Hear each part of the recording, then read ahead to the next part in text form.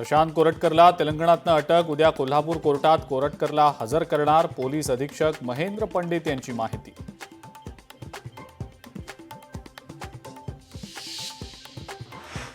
फहीम खान आणि अब्दुल हाफिज यांच्यावरील कारवाईला नागपूर खंडपीठाची स्थगिती.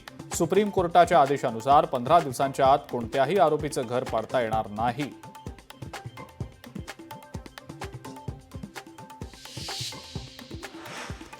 जालन्यात जुन्या वादातून बंदुकीचा धाक दाखवत तरुणाला मारहाण केलेल्या दोघांना पोलिसांनी घेतलं ताब्यात. मारहाणीची घटना सीसीटीव्हीमध्ये चित्रित.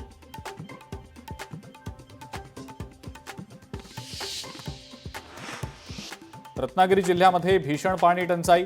गावकऱ्यांची 2 ते 3 किलोमीटर पाण्यासाठी वणवण. वाढत्या तापमानामुळे पाणी टंचाईच्या तीव्रतेत वाढ.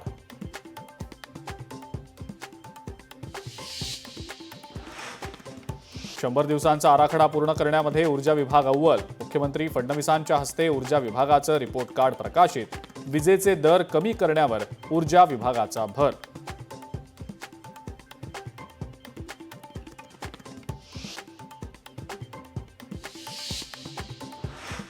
एकाच मुख्यालयात 3 वर्ष काढलेल्या अधिकाऱ्यांची बदली करावी. मंत्री प्रताप सरनाईकांचे एसटी प्रशासनाला निर्देश.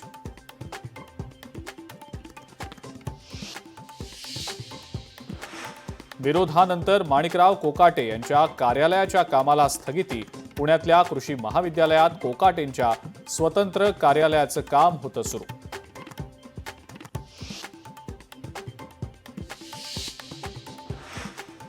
बीड शहरातल्या बहुतांश रस्त्यांवर खड्डेच खड्डे. सामाजिक कार्यकर्त्यांचं बीडमध्ये लक्षवेधी आंदोलन.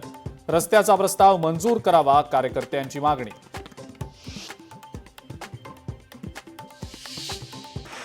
धाराशिवमध्ये भर उन्हाळ्यात जोरदार पाऊस. अचानक पाऊस आल्यानं नागरिकांची तारांबळ. वादळी वाऱ्यासह आलेल्या पावसामुळे आंबा, द्राक्ष आणि गहू पिकाला मोठा फटका.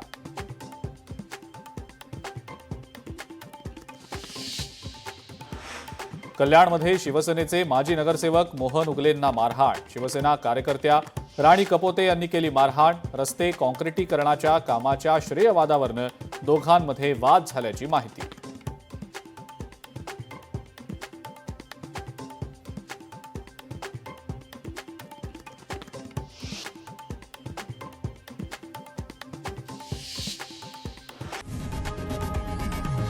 लोकशाही मराठी ऐका, पहा, जागरूक रहा.